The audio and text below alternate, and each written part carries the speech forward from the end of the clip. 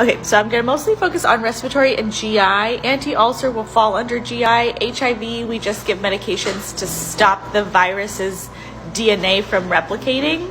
We don't necessarily give like antivirals. It's more like to stop the actual HIV virus from creating more. And then transplant is just like immunosuppressants. All right, respiratory, let's do upper respiratory and lower respiratory. Upper respiratory, we have Mucinex, guaifenesin. It's to thin the mucus. It's to help the patient to cough out excess secretions. It's asthma safe. You should be increasing your fluid intake to around 2 liters a day to help your body thin the mucus. Mucomyst, acetylcysteine. It's actually the antidote for Tylenol poisoning.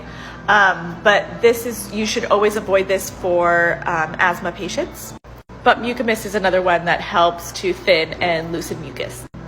Codeine, antitussive, this is a cough suppressant. You should take it with food. You should increase your fluid intake, and this is not for COPD patients. All right, here's some antihistamines. Benadryl or diphenylhydramine is for allergic reactions, but it also blocks the histamine that creates inflammation in the upper respiratory. Contraindications, closed ankle glaucoma, urinary retention, peptic ulcers, and small bowel obstructions. Claritin or loratadine, also another one that blocks histamine. Also Allegra, which is fexofenadine, also to block histamine. But Allegra can increase intraocular pressure.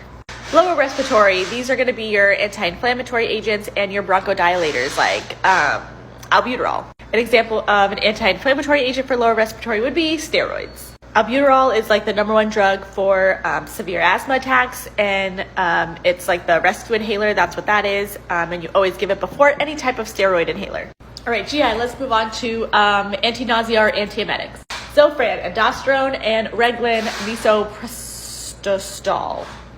Lactulose is one of those that is actually to decrease ammonia levels, specifically in liver patients or patients with cirrhosis.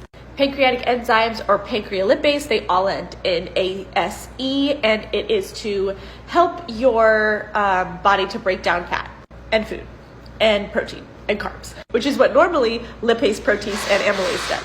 Acid prevention, I'm thinking the ones that end in tidine, like Zantac and Pepsid. It actually blocks the H2 receptors in the stomach so that your gastric secretions are lower. Take it 30 minutes before meals. Prilosec protonics, they end in Prazole. This inhibits the proton pump, again, reducing gastric acid.